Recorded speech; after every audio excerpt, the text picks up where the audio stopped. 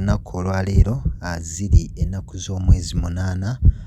omwezi ogwokutaano omwaka 2024. Nsinziira nga wano bulijjo okutuusaako amawulire ago gonna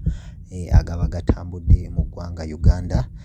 kw'oteeka n'ebweru w'eggwanga, naye nga olunaku olwaleero nga nsinziira wano ku mukutu gwaffe ogwa Kampala News 88 nkutuusaako amawulire okuvaako sayidi za wali e Masaka ne mu paliamenti y'eggwanga Uganda. Naye gwe yena muganda wange alaba vidiyo eno nkusaba osubscribinge,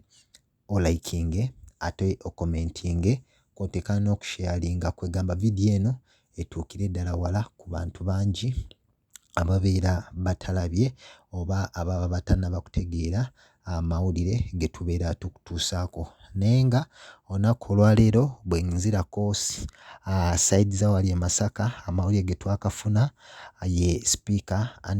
Anita Among kivuddeyo ne kikakasibwa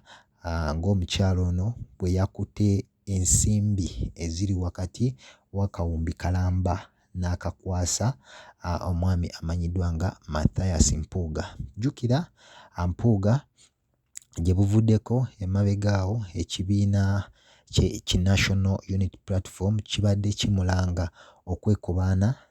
n'alya enguzi obukadde 5 obwamuweebwa Parliament, era nga akulira ekibiina ki The National Unity Platform Robert Kyagulanyi Ssentamu yavaayo n'amutegeeza nga ensimbi zino we yandizikutte n'azizaayo, wabula Mathias Mpuuga yalema okuzzaayo ssente zino, era nga kino kyaleetawo embeera okubanga yawummuzibwa ku kifo kyaliko nga Deputy President owa Buganda mu kibiina ekya The National Unity Platform. Wabula amawulire ge tufunye olunaku olwaleero nti abakyala okuli Juliet Kakande, ono nga ye mubaka omukyala owa Masaka City, kw'oteeka ne Joyce Baagala, ono nga ye mubaka omukyala owa Mityana, baatudde wali e Masaka ne bakubiriza olukiiko oluteetabiddwamu bantu bangi nga bagezaako okupoloota abamu bammemba b'ekibiina kino ki The National Unity Platform okubeegattako basobole okuba nga bawandiisa ekibiina ekipya kye balowooza nti ekibiina kino kigenda kuvuganya mu kalulu akajjaawo aka 2026. Naye nga ojja kujjukirwa nti Mathias Mpuuga amaloboozi mangi agabadde gavaayo naddala eri abawagizi ba The National Unity Platform nga bagezaako okumutegeeza nti yandiyabulidde ekibiina kyabwe okusinziira ku ngeri gye yeeyisaamu oba engeri gy'alemeddwa okugondera abo bonna abatwala ekibiina ki The National Unity Platform. Wabula kivuddeyo ne kikakasibwa nti empapula ez'okuwandiisa ekibiina kino zaatandikiddwako dda, era nga abakyala bano okuli Juliet Kakande ne Joyce Baagala oluvannyuma lw'okuba olukiiko baatambula ne batandika okugoba ku mpapula ezo nga bayambibwako omubaka owa Kabonera amanyiddwa nga Abed Bwanika. Jjukira nti ne Abed Bwanika ono azze nga y'omu atakkaanya na ngeri enkola y'emirimu ekolwa mu kibiina ki The National Unity Platform bw'ekolwamu, nga y'omu ku balumiriza abakulu abatwala ekibiina kino obutabeera beerufu eri engeri gye bakolamu emirimu gyabwe, so nga ate nga Abed Bwanika newankubadde nga yajjira ku kkaadi ya The National Unity Platform ye mukulembeze wa People Development Party, eno nga yagisuulawo n'ajja n'afuna kkaadi ya The National Unity Platform okuwangula akalulu k'omubaka ow'e Kabonera. Bano nno babadde mu lutuula olwo olwatudde sayidi z'e Masaka, wabula nga ne Lubega Mukaaku ono nno ajja kujjukirwa nnyo nga ekibiina ki The National Unity Platform kitandikawo mu musinde guli ogwayitanga ogwa People Power, wabula oluvannyuma lw'ebintu obutagenda bulungi omukulu Mukaaku avuddengayo ng'atambula ku mikutu egy'enjawulo nga takkaanya n'ebyo ebimu ebikolebwa mu kibiina The National Unity Platform wabula bano bonna newankubadde nga ensimbi zino zaabaweereddwa abatwala ekibiina The National Unity Platform bavuddeyo ne bategeeza nti si beeraliikirivu era bo tebatidde nga abakulu bano bwe baba basazeewo okutandika ekibiina ekyabwe baddembe batandike. Ekirungi nti bonna bali ku mugendo gwe gumu ogw'okununula eggwanga Uganda wabula kino kyongedde okukakasibwa abamu ku batunuulizi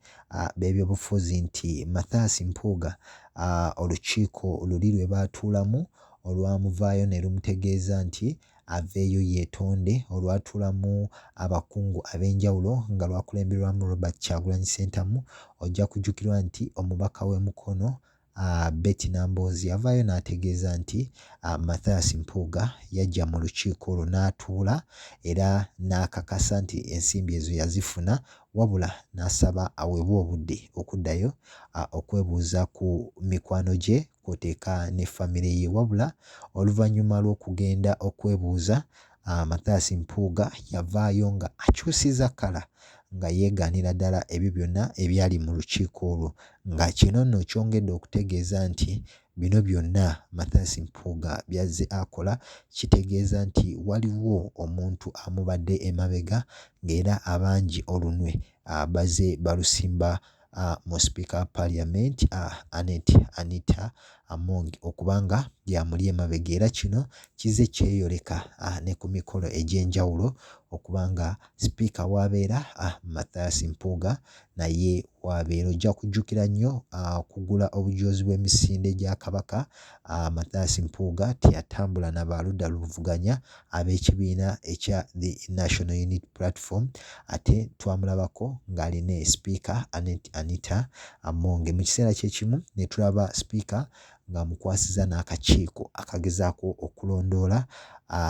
ensaasaanya y'ensimbi ku kisaawe ekimanyiddwa nga eky'e Namboole kyokka nga bw'otunuulira emirimu gy'ekibiina The National Unity Platform Mathias Mpuuga abadde takyagyenyigiramu kw'oteeka n'omubaka Abed Bwanika wabula kino kikakasiddwa nti bano batandise ekibiina ekyabwe era nga Robert Kyagulanyi amawulire gano olumugudde mu matu ye asese busesi n'abasaba okugenda mu maaso olw'ensonga nti omugendo gwe bakutte ate naye gwaliko ogw'okuggyako nakyemalira singa kye baliko banaabeera nga bakitegeereza ddala. Era gwe muganda wange yenna nkusuubiza amawulire gonna nga bwe gakyajja bwe tujja ogakutuusaako wano ku channel yaffe eya Kampala News 88 era nkusaba gwe wenna olikinge osubscribinge ate okomentinge ate omale osharinge kwegamba emboozi eno esobole okuba nga etuukira ddala wala kw'abo bonna abantu ababeera batagifunye.